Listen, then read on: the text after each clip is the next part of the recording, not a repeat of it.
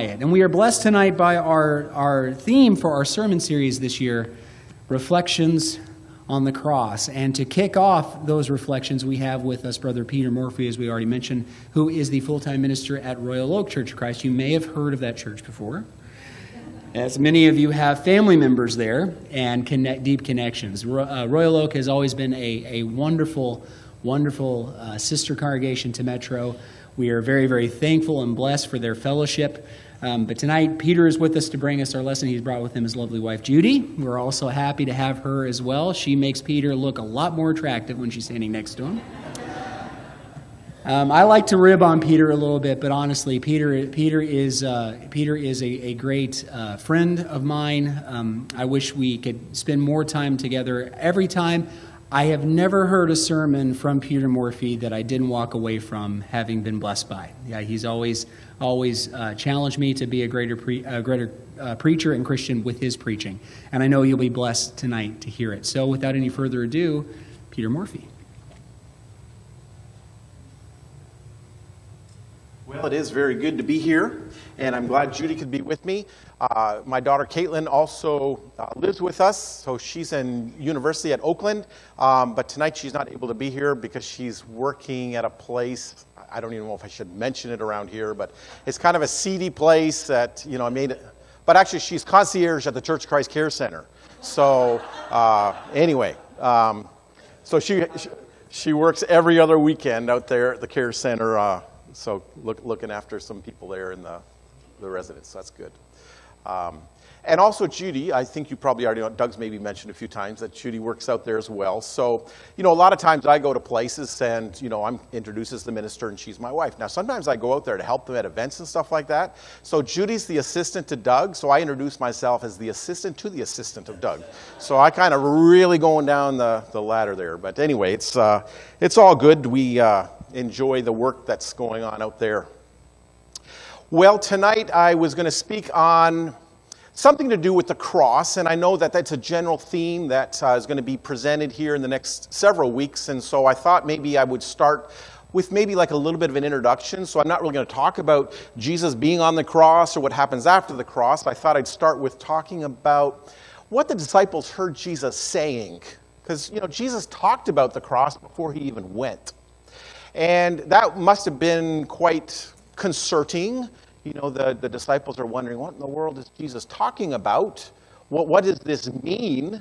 And you know what happened when he went to the cross. They were all like super confused. They were super afraid.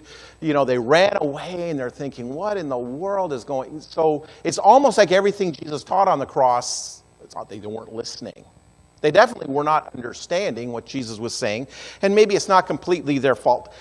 And I don't know, sometimes when we hear about the cross, we talk about the cross, we read about the cross, I don't know, are we in the same situation that these disciples were in, that we're not even 100% sure, like what is Jesus really talking about? What's the message that he's trying to give here?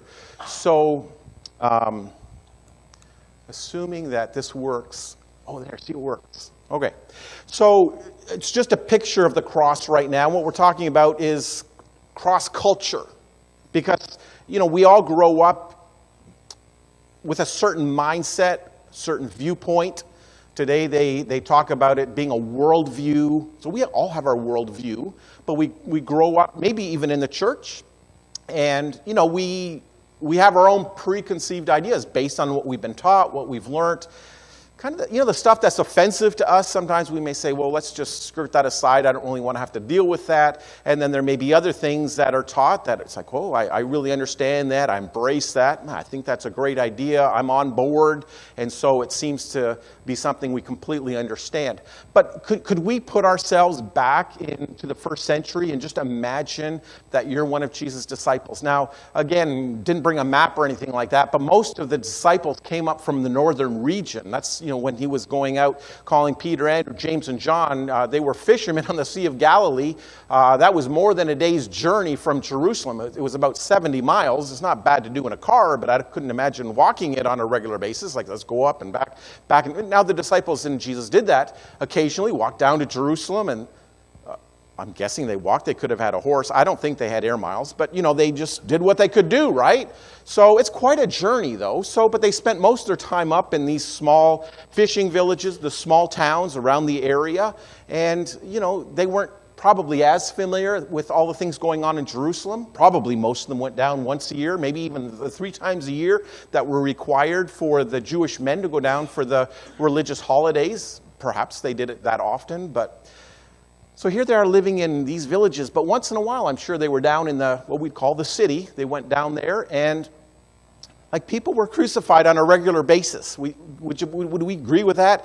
It's not just they're doing this once in a while.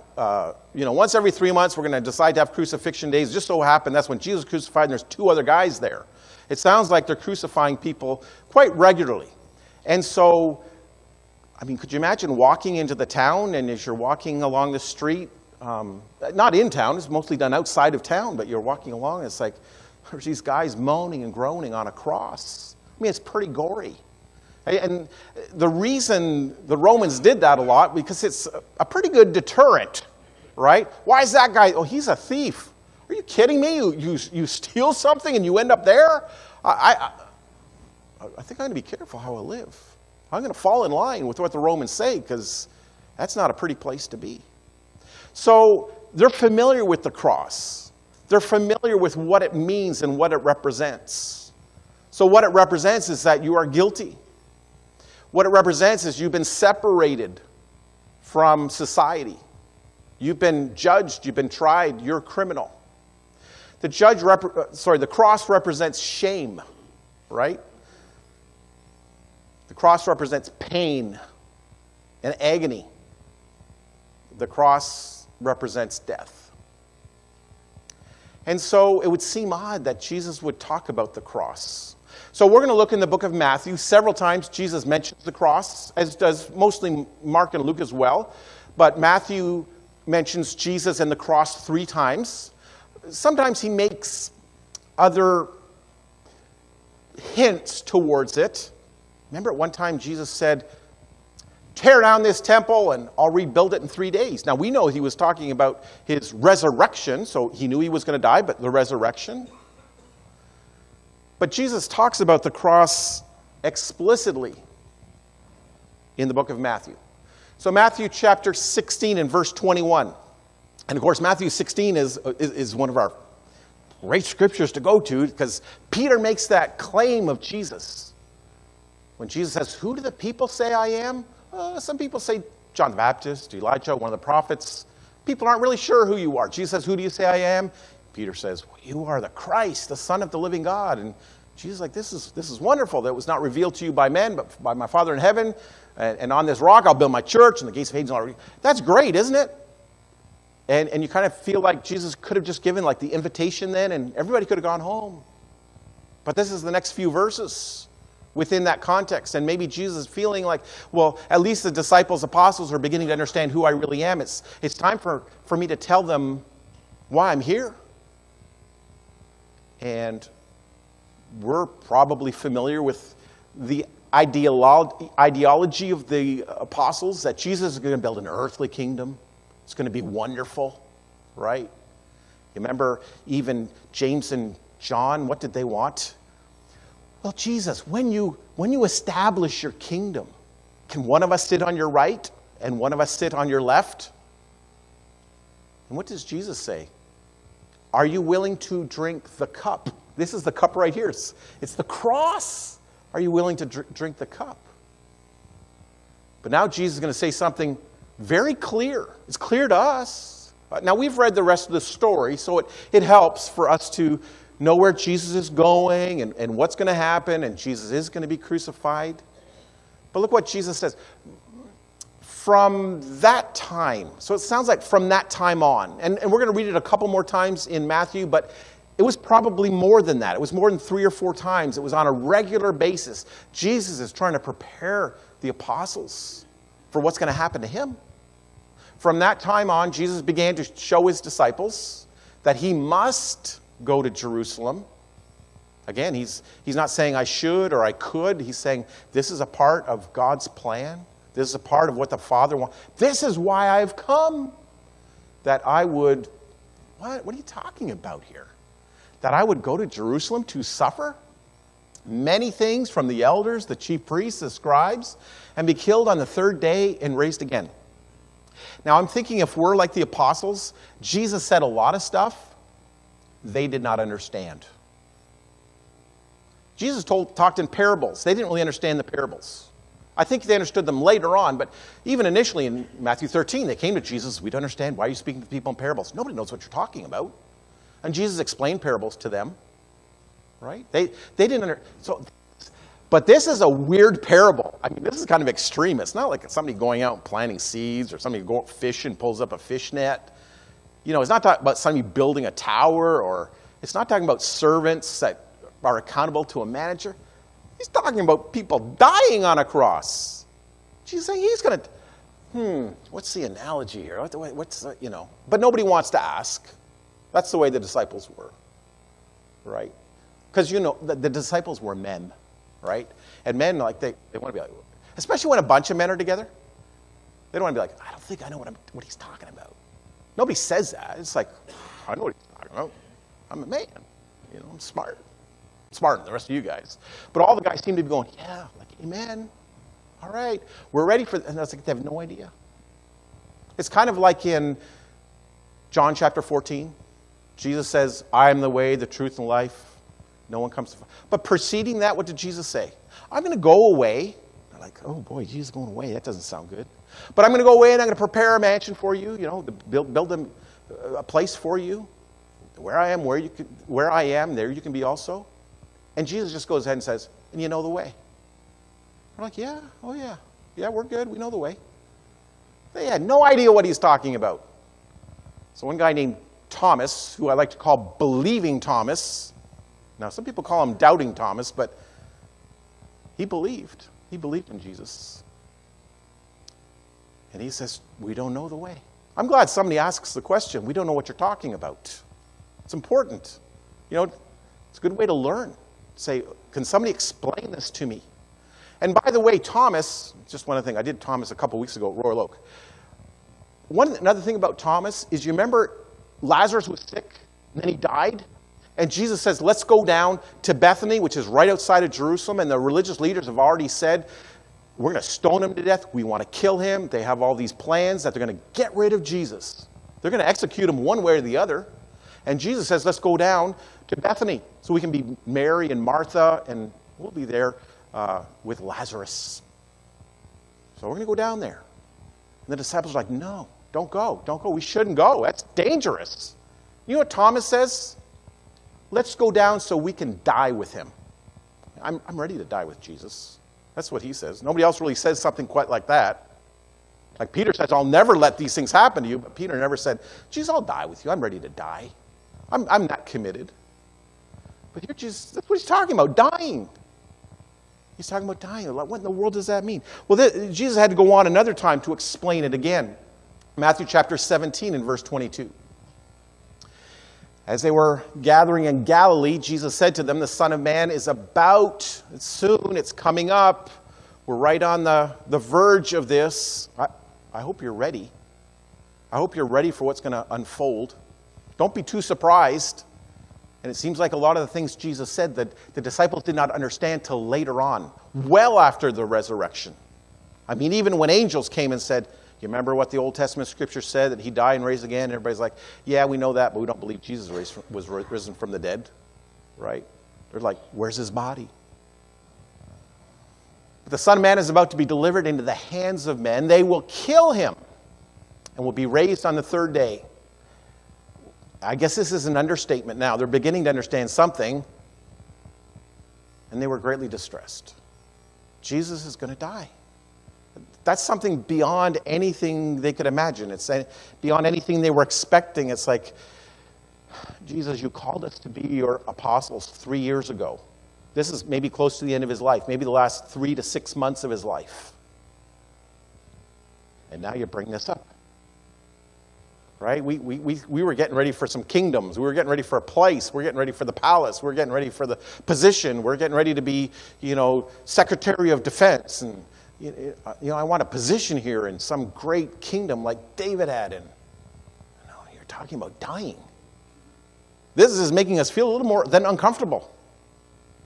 We're greatly distressed. Jesus is talking about dying. Again, one more time, Jesus speaks about his own death. Matthew 20 and verse 17. As Jesus was going up to Jerusalem, he took the 12 disciples aside, and on the way he said, "See, we are going up to Jerusalem, and the Son of Man will be delivered over to the chief priests and the scribes." And again, you kind of think, but I thought they were the good guys. I thought they were God's people. I thought they were like the leaders of the temple and of the synagogue, and they were the preachers and the teachers and Bible class, and, they're God's men. And they're the ones who are going to be behind all of this. And they will condemn him to death, will deliver him over to the Gentiles to be mocked and flogged and crucified, and he will be raised on the third day. Wow, this is really heavy stuff for them to accept. The reason I talk this, because I know you understand that. But aren't we sometimes like the apostles? We're like, oh yeah, you see, I know Jesus had to die. We understand all that. Makes sense. But Jesus said something else about the cross that would make us as equally uncomfortable, sometimes as equally confused. Because sometimes we don't want to believe it. And this is kind of the hard part of the lesson, okay? So here we're having a summer series on the cross. So it kind of sounds a little bit like this. I know you've come here tonight to have an enjoyable time with the church. And then afterwards, we're going to have food. And this is going to be wonderful. But really what I'd like to talk to you about now is how to die. I don't know, did we sign up for that? How I'm supposed to die? I mean, that's almost like saying, let's get together, we'll have a potluck, and I'll do a 3-hour lesson on prayer and fasting. And at the end, it'd be like, okay, let's all go to the potluck and pick out, So, yeah, it didn't go over very well. But this is the truth of what Jesus is saying. So what is he saying to us now? We kind of understand what Jesus was going to go through. What about other things? I think I skipped ahead too. So Matthew 23, verse 34. This is what Jesus said to the apostles. I told you I'm going to die. I told you I'm going to be crucified. I told you I'm going to suffer. I told you there's going to be persecution. Therefore I send you. He's actually talking to the religious leaders, but it's about the disciples. Therefore I send you prophets and wise men and scribes. Some of them you will kill and crucify, and some you will flog in your synagogues and persecute from town to town. So Jesus is saying this to the religious leaders, and I was kind of hoping that maybe the apostles were away that day. Because could you imagine if you were there with Jesus? It's like, who's the they? Like the only they I see here besides you, Jesus, is us. So it doesn't look like a promising future. But this is not the first time Jesus said this. So again, in Matthew, a little bit earlier on, Matthew 10:38, whoever does not take his cross and follow me is not worthy of me. Whoever finds his life will lose it. Whoever loses his life for my sake will find it.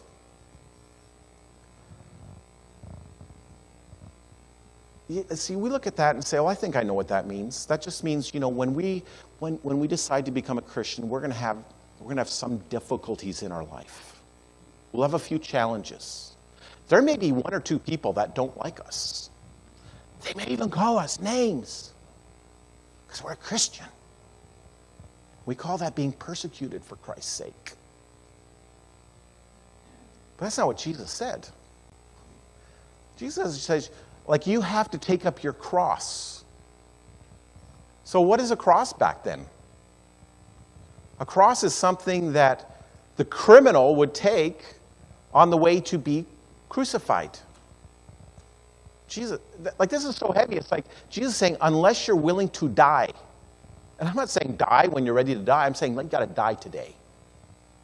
And again, that wouldn't be physical death. It could be, I guess, if persecution broke out in that way.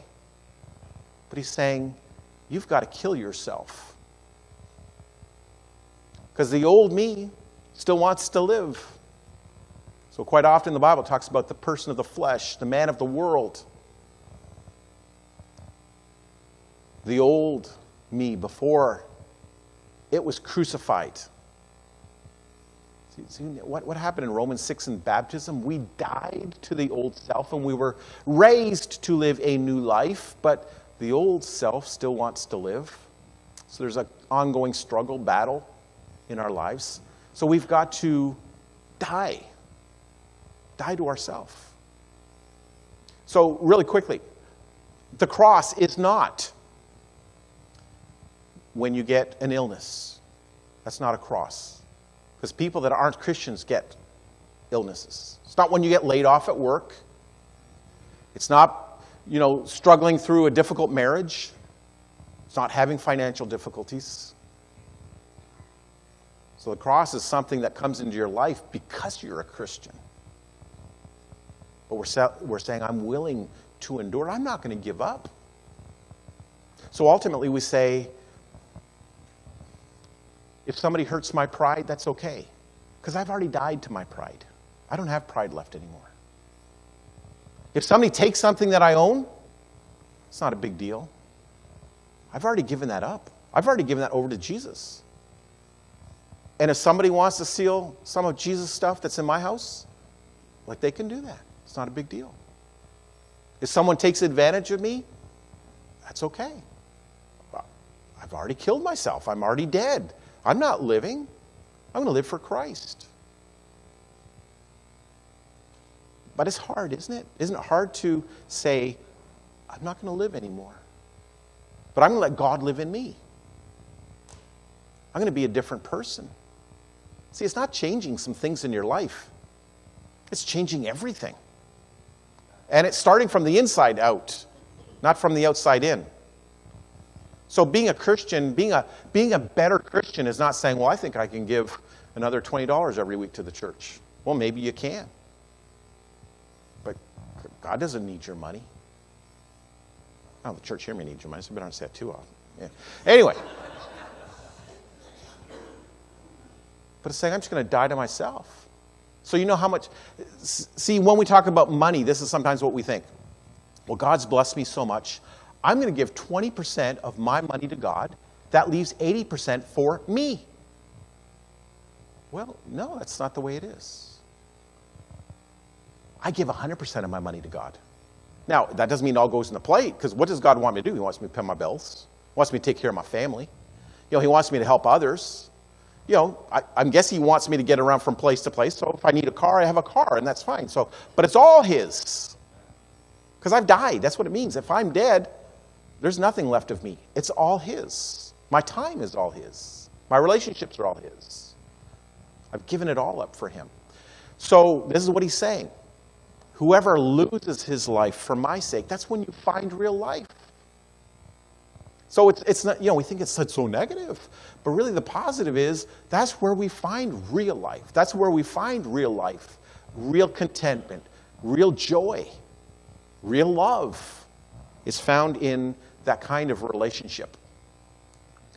So the next one, in Matthew chapter 16 and verse 24. So Jesus told His disciples, if anyone would come after me, this is very similar to the Luke account that was read for the Bible reading. Let him deny himself and take up his cross and follow me. For whoever would save his life will lose it.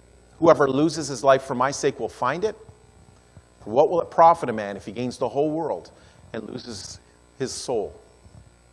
Or forfeits his soul? Or what will a man give in return for his soul? So again, He's calling His disciples to give it all up. Surrender it all. Die to self. So now they've been listening to Jesus talking. He's going to go to the cross. Now He wants us to go to the cross too. He wants us to sacrifice everything. And we know how hard that is, don't we? So how hard was it for Jesus? So again, I'm not trying to compare our sacrifice, our cross, our death to that of Jesus, because He gave a whole lot more up than we could ever give up when He went to the cross. You understand that? But it wasn't easy for Him either, was it? The night before He died, when He prayed in the garden, right? prayed a long time, sweat drops of blood. If there's any other way, he's saying, I don't want to die. It was going to be very painful for him. And sometimes it's painful for us too. It's not easy. If you think taking up your cross is always easy, maybe you're not doing it right. Okay? So, it's a struggle. But this is what God is calling his disciples. And again, you wonder what they heard when Jesus said that. What do they think that meant? So this is what Paul says. A couple verses from Galatians and we'll be finished. Galatians 2 verse 20. Paul kind of reiterates what Jesus has said. He said, I have been crucified with Christ. I've crucified myself. I've given it all up. Well, what does that mean, Paul? It means that I no longer live. I've died to myself. I no longer live. Well, if you're not living, who's living? Well, it's Christ now. Christ Jesus lives inside of me. And the life that I live by faith in the Son of God who loved me and gave himself for me. So yeah, I'm not living for me anymore. I'm going to live for Christ. Why would you do that? Because he loved me so much, he died for me. Really, the least I could do is to love him and die for him. So I'm willing. It was still a struggle for Paul. Every day was not easy. But he's saying, I'm going to die for Christ. I'm not living anymore. I'm going to let him live. And then the last verse we have, Galatians chapter 6 and verse 14.